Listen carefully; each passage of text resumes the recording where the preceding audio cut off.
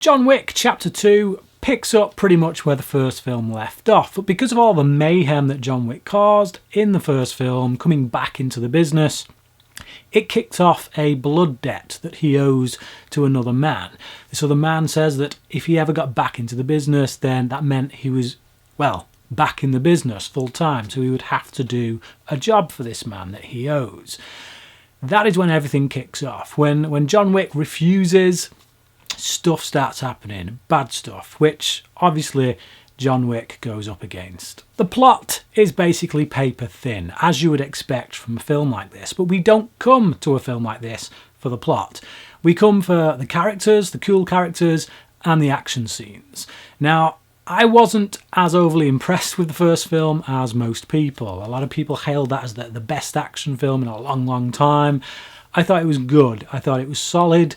I thought it was quite repetitive. I thought there wasn't enough hand-to-hand combat in it. It was mostly just John Wick shooting a lot of people.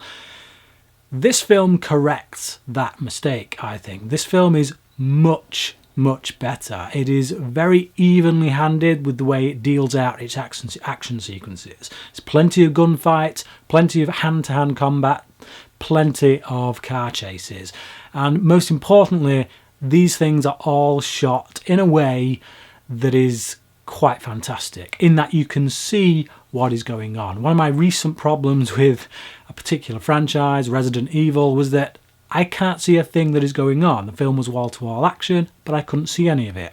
Not the case here. Everything's shot in wides, and it's all done in such a way that you can see the choreography, you can see what's going on, you can see the brutality of it, and you get swept up in it as a result. Most of the characters in this film, the bad guys that John Wick goes up against, are not really characters at all. They don't really go into great deep histories with these people. They don't really get under their skin and tells you what makes them tick, but they do just enough to make you feel that there is something there between John Wick and the person that he's fighting in any given moment. You know, there's some cool bad guys, but that's about it. They look cool, they do cool stuff, and quite frankly, that's all you want from a film like this. Given that most of the actors in this who do play the bad guys are people that I've not really seen in a right lot, they're kind of unknowns to a large degree, it's actually Laurence Fishburne, the big fish, so to speak, when it comes to the cast, who's probably the weakest link in the cast. And that's mainly because I feel that he's showboating a lot of the time here. And it does feel like he's here kind of as a bit of a nod and a wink to any Matrix fans. It's, you know, it's good to see these two get back together.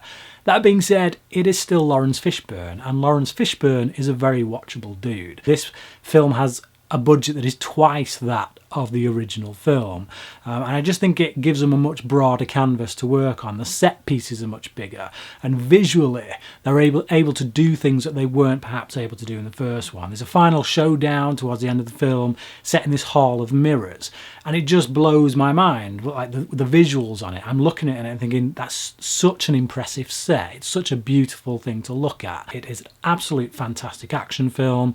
I give it a 4.5 out of 5, and yeah, if you didn't like the first one, don't let that put you off, because I think this is a much better film. So there you go, there's my thoughts on John Wick, but what did you think, and how did you think it compares to the first film? Comment below, let me know, and until next time, thanks for watching.